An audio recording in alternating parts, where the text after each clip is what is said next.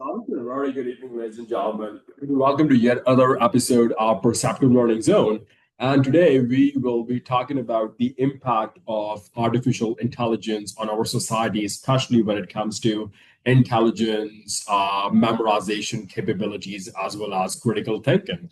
And considering the rapid, insertion and the rapid propagation of AI to different sectors in terms of getting the job done, I think it's a very pertinent topic of discussion. So, um, does ChatGPT harm critical thinking abilities? Now, there was a study from researchers at MIT University's Media Lab, which has returned some very, you could call, concerning results. And basically, this study, now it has divided 54 subjects, basically 18 to 39-year-old fellows from the Boston area. It has divided these 54 subjects into three different groups. And each of these groups now, they were asked to write several SAT essays using OpenAI's. In the first group, they had to write those SAT essays using OpenAI's ChatGPT. The second group had to write their essays using Google search engine, whereas the third group had to write it themselves using their God-given gray cells and not enlisting any external source for help. Um, Researchers now they used an EEG to record the writer's brain activity across 32 different regions, and it found that of the three groups that you had, ChatGPT users they had the lowest brain engagement, and consistently they underperformed at neural, linguistic, as well as behavioral levels. Now, over the course of several months, ChatGPT users, it turned out they got lazier with each subsequent essay, and they often resorted to copy and paste by the end of the study. This paper suggests that the use of LLMs, these language models, they could actually, harm learning, especially for younger users. The paper has not yet been peer reviewed, and its sample size is relatively small. But the paper's main author, called Natalia Kosmina, felt that it was important to release the findings in order to elevate the concerns that as society increasingly relies upon these learning language models, LLMs, for immediate convenience, long term brain development may be sacrificed in the process. And what and as per the researcher, and I will quote her over here, that what really motivated me to put it out now before waiting for a full peer review is that I'm afraid in 6 to 8 months there will be some policymaker who decides let's do GPT kindergarten, yo. I think that would be absolutely bad and detrimental, and developing brains are at the highest risk, unquote. Now, the MIT Media Lab has recently devoted significant resources to studying different impacts of generative AI tools. And studies from earlier this year, ladies and gentlemen, for example, they found that generally the more time users spend talking to ChatGPT, the lonelier they feel. And Cosmina, who has been a full time research assistant at the MIT Media Lab since 2021, wanted to specifically explore the impacts of artificial intelligence, the impacts of using artificial intelligence for schoolwork, because more and more students are now resorting to using AI. So she and her colleagues instructed the subjects to write 20-minute essays based on SAT prompts, including about the ethics of philanthropy as well as the pitfalls of having too many choices.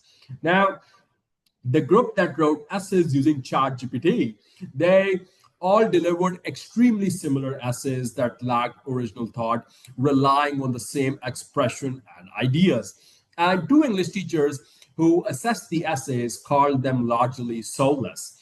And the EEGs, they revealed low executive control. They revealed low attentional engagement. And by the third essay, many of the writers simply gave the prompt to ChatGPT and had to do almost all of the work. And Cosmina says, and I quote, that it was like, it was more like just give me the essay, refine the sentence, edit it, and I'm done, unquote. Now, the group that had to do the SATs, because remember, fellas, there were three groups. So the third group that had to do these SAT essays without using any external help, they conversely, as per the results of the experiment, they showed the highest neural connectivity. They showed the highest neural connectivity, especially in alpha, theta, and delta brands, which are associated with creativity ideation, memory load, as well as semantic processing. Now, researchers found out that this group was more engaged and curious and claimed ownership and expressed higher satisfaction with their essays. Um, the other group which used Google search also expressed high satisfaction and active brain function. The difference here is notable because many people now search for information within AI chatbots as opposed to Google search. So after writing the three essays, the subjects were then asked to rewrite one of their previous efforts. But the ChatGPT group had to do without the tool, while the brain only group, the group that previously wrote just using their brain, they could now use ChatGPT. So the first group remembered little of their own essays and showed weaker alpha and theta brain waves, which likely reflected a bypassing of deep memory processes.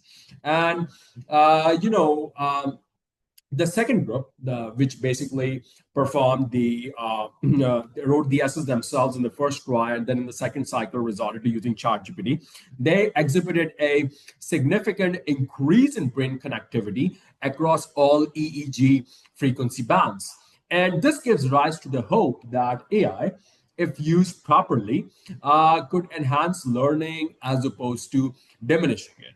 And this is the first peer review paper that Cosmina has ever released. Her team did submit it for peer review, but did not want to wait for approval, which can take like 8 or more months to raise attention to an issue that she believes is affecting children now. And as we know, there are countless ways, in which AI is affecting us, right? Obviously, we just talked about the copy paste of essay generators where students rely on AI outputs without thinking critically. Apart from that, nowadays you got paraphrasing tools, which help users avoid plagiarism. And therefore, what happens in the process is that they bypass understanding by merely rewording the existing content. There's also the trend of skipping research in favor of instant AI answers, which discourages deep exploration and analysis. And many students now they use AI to replace brainstorming and idea generation, hence undermining creativity. The use of AI summarizers for reading means that learners miss the chance to interpret, to question, and to convert ideas themselves. And in academic settings, AI tutors, solving problems on behalf of students, they prevent the development of problem learning skills. And the over reliance on grammar correctors like Grammarly, obviously, can stunt or restrict or retard the learning of the language rules and principles. And lastly, delegating decisions to AI, like choosing careers or investments, well, it reduces personal reflection, it diminishes the concept of accountability. So, to quote Cosmina, education on how we use these tools and promoting the fact that your brain does need to develop in a more analogous way is and a more an analog way is absolutely critical. And we need to have active legislation in saying, and more importantly, be testing these tools before we implement them. And I will quote that anonymous saying that use AI to extend your thinking, not replace it. The moment you outsource your mind, you start losing it. And William Borland, his saying sort of, it rhymes big time in terms of philosophical meaning when he says with this saying that the decline in historic as well as civic knowledge of the new generation is not just an educational failure, but it is a threat to democracy itself. So that'll be all for now, fellas. Please stay tuned for more enthralling episodes. Please don't hesitate to like, share, and subscribe. Thank you very much and stay blessed, all of you. Assalamu alaikum.